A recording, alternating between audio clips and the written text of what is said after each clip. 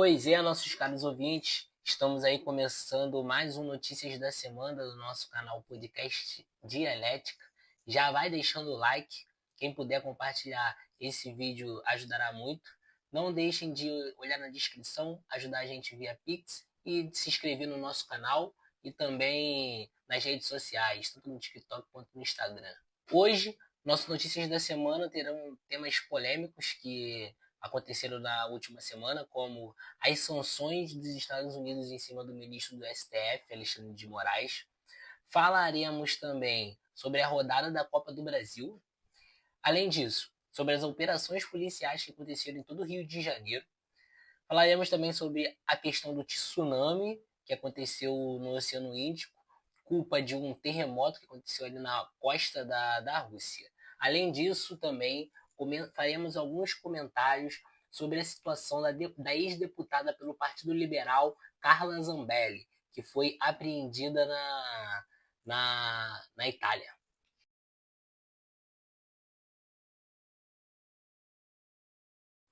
Começando aqui, nossos caros ouvintes, com a situação das sanções postas ao ministro Alexandre de Moraes, no dia 30 de 7 de 2025, os Estados Unidos aplicaram a Lei Magnitsky, contra o ministro do STF, o STF, que é o Supremo Tribunal Federal, Alexandre de Moraes. As autoridades americanas acusaram o ministro de seguintes temas: de realizar uma caça às bruxas, entre aspas, praticar censura e violar os direitos humanos. Pois é, nos Estados Unidos, isso quem está alegando são as autoridades estadunidenses. Em um comunicado justificando a aplicação da lei, Scott Bessent, secretário do Tesouro dos Estados Unidos, afirmou que Moraes, abre aspas, assumiu a responsabilidade de ser juiz e júri em uma caça às bruxas ilegal contra cidadãs e empresas americanas e brasileiras. Vamos lá. Porque as empresas americanas seriam as grandes big techs, né? Tipo Facebook, a Meta, né? Entre outras. Além disso, Mark Rubio, chefe da diplomacia dos Estados Unidos, também disse que Moraes cometeu graves violações dos direitos humanos e alertou entre abre aspas, que esse seja um aviso para aqueles que atropelam os direitos fundamentais de seus compatriotas. As togas judiciais não podem prendê-los. Lembrando que eles estão falando do caso do Bolsonaro, né? Do Jair Bolsonaro e da tentativa de golpe, cujo o ministro Alexandre de Moraes é o principal ali articulador desse processo. Beleza? Em nota publicada pelo Departamento de Estado, Rubio afirmou ainda que Moraes fez detenções arbitrárias, abre aspas, envolvendo flagrantes negações de garantias de julgamento justo e violações da liberdade. Meio que esse caso do Bolsonaro foi a principal alegação do Estado dos Estados Unidos para aplicar essa lei Magnitsky em cima do Alexandre de Moraes. Mas aí os caros ouvintes podem estar se perguntando o que é essa tal lei? Pois bem, vamos lá. A Lei Magnitsky é um dispositivo de legislação americana que permite que os Estados Unidos imponham sanções econômicas e acusados de corrupção ou graves violações dos direitos humanos. Beleza? Porém, em 2016, uma emenda ampliou seu alcance, permitindo que qualquer pessoa envolvida em corrupção ou abusos contra os direitos humanos pudesse ser incluída na lista de sanções. Sendo que agora a gente vê meio que essas sanções sendo utilizadas contra, vamos colocar, inimigos políticos do Donald Trump, aí espalhado pelo mundo. A galera da Rússia já vem sofrendo isso já há alguns anos, né, com essas sanções econômicas. Cuba e Venezuela nem se fala, mas aí numa história mais atual, a Rússia. E agora o Brasil, a partir da figura do seu ministro, de um ministro do seu judiciário, começa a ser atacado com essas sanções econômicas e financeiras. Bom, quais são as sanções previstas, né? Segundo o comunicado do Departamento do Tesouro dos Estados Unidos, todos os bens e interesses de Moraes, entre aspas, que estejam nos Estados Unidos ou em posse ou controle de cidadãos americanos, fecha aspas, estão bloqueados e devem ser reportados ao Escritório de Controle de Ativos Estrangeiros. Outro ponto é que, a menos que haja uma autorização, os regulamentos geralmente proíbem todas as transações por cidadãos americanos ou dentro ou em trânsito dos Estados Unidos que envolvam quaisquer bem ou interesse em bens de pessoas bloqueadas. Ou seja, é mais, antes de tudo, uma sanção financeira. Na grande mídia aí falou também que o Alexandre de Moraes não poderia usar, por exemplo, os meios de pagamento estadunidenses, como cartão da Visa, Mastercard, mas isso havia. Bom, mais uma tentativa aí dos Estados Unidos forçar seus interesses dentro de uma potência estrangeira, isso já ficou evidente. Como nossos caros ouvintes que assistem o nosso programa sabem, na semana passada se falou menos de uma até dos Estados Unidos ter a posse de algumas terras raras no Brasil. Tem as sanções de 50%, e agora mais um ataque, não só ao judiciário, não só ao executivo, né, na figura aí do atual governo, como agora também no judiciário. Cada vez mais os Estados Unidos mostram sua cara e querem impor os seus interesses em cima de uma potência estrangeira. Então a gente tem que ir, o brasileiro tem que mostrar que não é bem assim, não é mesmo nossos Estados Unidos. Outro tema aí dessa semana, agora no cenário nacional, mais ainda no cenário nacional, foi a rodada da Copa do Brasil, primeira rodada das oitavas de finais, cujos resultados foram os seguintes. O Botafogo venceu o Bragantino dentro de casa por 2-0. O CSA e o Vasco empataram por 0-0. O Vasco que teve um jogador expulso. Bahia venceu do Retrô por 3-2. Cruzeiro e CRB 0-0. Internacional 1 e Fluminense 2 lá no Beira-Rio, lá no Rio Grande do Sul. Corinthians ganhou num clássico contra o Palmeiras por 1-0. São Paulo ganhou de 2-1 dentro de casa do Atlético Paranaense.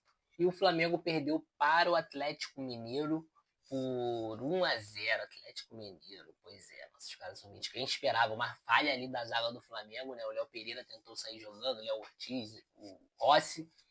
O Atlético Mineiro aproveitou e sem contar que já tinha feito um bom jogo contra o Flamengo pelo Campeonato Brasileiro, né? Mas havia perdido com o gol de Léo Pereira, não, Léo Ortiz de cabeça, agora ganhou. E os próximos jogos serão entre o dia 6 de agosto e dia 7.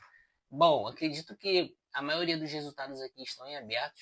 O Bahia e o Cruzeiro, que pegaram times que não estão na Série A, não conseguiram protagonizar uma vitória expressiva. Na verdade, o Cruzeiro empatou com o CRB e agora vai jogar fora de casa. O Bahia também vai jogar fora de casa contra o Retrô. A ver como vai ficar. As maiores vantagens. A maior vantagem é do Botafogo, que conseguiu uma vitória por 2-0 com o Bragantino, mas dentro de casa. Flamengo e Internacional perderam dentro de casa, agora vão ter que buscar uma classificação na casa do adversário, que é mais difícil, querendo ou não.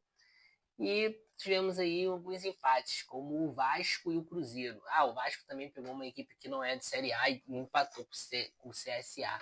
Então a ver aí como que vai ficar as quartas de finais da Copa do Brasil, nossos caros ouvintes. Trabalhando aqui agora, nossos caros ouvintes, com questões regionais, né, daqui do Rio de Janeiro, nós tivemos um alto número de operações policiais novamente, mais uma semana de violência urbana intensa, em conflitos entre facções e polícias. Então, bem, dito isso, quais foram as operações que chamaram a atenção na grande mídia aí? Nós tivemos uma operação no conjunto de favelas do Manguinhos, para quem não é do Rio de Janeiro, fica na Zona Norte, que é uma das regiões mais densamente populacionadas ali do Rio de Janeiro. E a gente viu diversos vídeos de desespero de moradores correndo, casos de violência policial nos próprios moradores. Estima-se aí que um morador de rua teria sido baleado. Então foi um caos na cidade.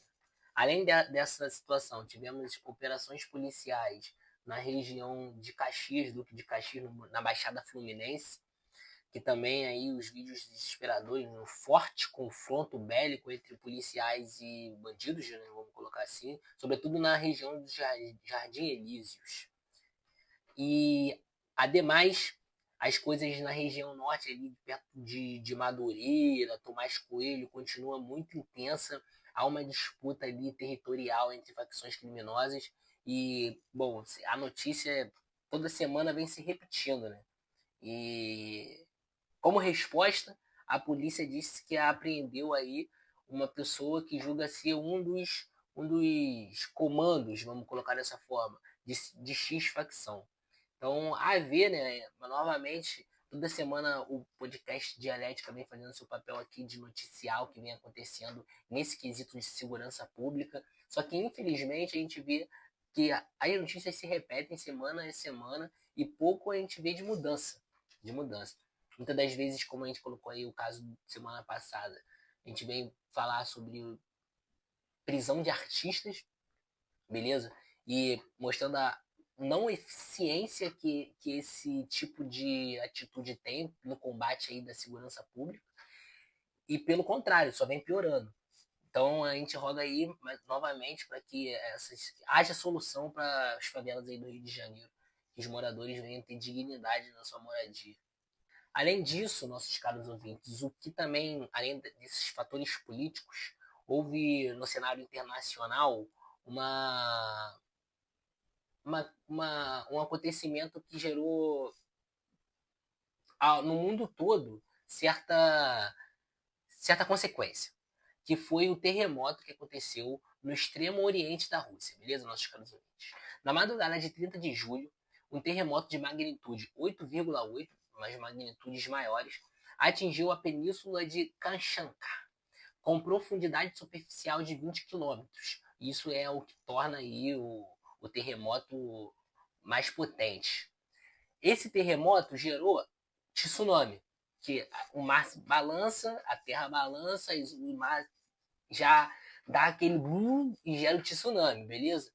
O tremor provocou tsunamis com ondas de 3 a 5 metros em áreas costeiras da Rússia, principalmente em Severo-Kurisk e no distrito de Elizonsk, onde 4 ondas impactaram e invadiram até 200 a 400 metros de terra dentro, região significativa. No Japão, nas ilhas de Hokkaido e regiões do norte, ocorreram ondas de até 1,3 metros, com evacuações realizadas, mas sem danos graves relatados. Houve também um alerta global por conta desse terremoto, que foram emitidos no Japão, Havaí, Alasca, costa oeste dos Estados Unidos, Chile, Equador e Nova Zelândia, e ilhas do Pacífico. Você vê que chegou até aqui nas Américas.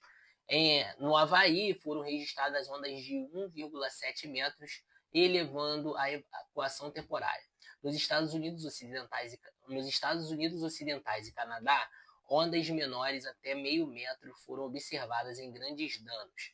Além disso, houve também a erupção de um vulcão, né? Lá na Rússia também, o vulcão Krakatskov, que tipo, em 600 anos nunca tinha entrado em erupção, e depois desse terremoto também entrou em erupção. Um ponto que eu queria colocar aqui para os caros ouvintes é que essa área dessa península russa fica aonde é conhecido o Círculo de Fogo do Pacífico, que se caracteriza por atividades sísmicas intensas e frequentes devido à subsucção das placas tectônicas, nossos caros ouvintes. É a Terra se mexendo ali e modificando a geologia e até mesmo a frequência do mar. E aí, pô, a gente está aqui na costa do Atlântico, nós vimos que nessa última semana, aqui no Rio de Janeiro, foi uma semana de ressaca, de grandes ondas, muito provavelmente seja por conta dessa coisa. E como é curioso ver algo que acontece do outro lado aí, no Oceano Pacífico, influencia aqui na nossa costa também. Por fim, para terminar aqui o nosso balanço dessa semana, tivemos o caso da Carla Zambelli, apreendida na Itália, beleza, nossos caros ouvintes? Como todos nós já sabemos, ainda em maio, o STF, Supremo Tribunal Federal, havia condenado a Carla Zambelli, ex-deputada, não sei se ela é ex-deputada ou se ainda é deputada pelo Partido Liberal, mesmo partido do ex-presidente Jair Bolsonaro, que também vem sofrendo essas acusações de tentativa de golpe, né? Você vê tudo uma cúpula. Por invasão no sistema informático, falsidade ideológica de dados falsos no sistema do CNJ. O CNJ seria o Conselho Nacional de Justiça. Esse caso foi que ela pagou um hacker para colocar o nome do ministro Alexandre de Moraes como foragido. Para quem não sabe aí. A deputada ou ex-deputada fugiu do Brasil pela Argentina, foi para os Estados Unidos e de lá foi para a Itália, porque ela tem a cidadania italiana e eu acredito que ela presumia que não seria presa ou deportada para o Brasil, né? E para pagar o que deve à justiça. Com isso, o nome da ex-deputada foi colocado na Interpol, que é como se fosse uma polícia internacional, e aconteceu a prisão dela. Né? No dia 29 de julho, Carla Zambelli foi presa em Roma, na Itália, após ser flagrada pela Interpol. O Brasil já havia enviado o pedido formal de extradição ao país europeu. A extradição ainda depende da decisão das autoridades italianas e o processo pode levar até 2 anos para ser concluído. Então, enquanto ela não vem para o Brasil pagar o que deve aqui em solo brasileiro, uma vez que ela é brasileira, ela se encontra lá na Itália, aprisionada, sabe, sei lá, em quais condições.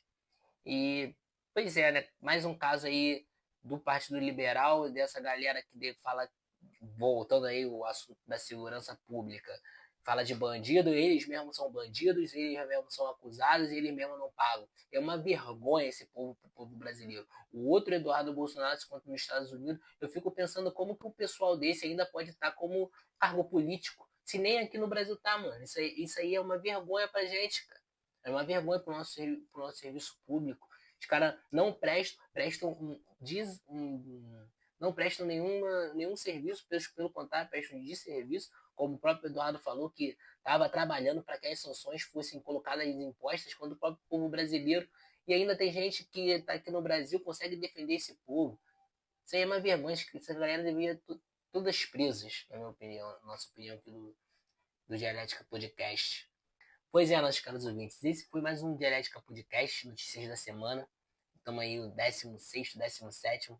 Para você que ficou até aqui, não deixe de dar um like, compartilhar o nosso conteúdo. E além disso também, para você que pode ajudar, o Pix estará na descrição. Lembrando sempre que nosso trabalho é um trabalho totalmente independente, não temos patrocínio nenhum. Estamos aqui porque acreditamos. Valeu, nossos caros ouvintes. Muito obrigado aí. E não deixem de seguir o nosso canal, se inscrever no canal, que ajuda muita gente.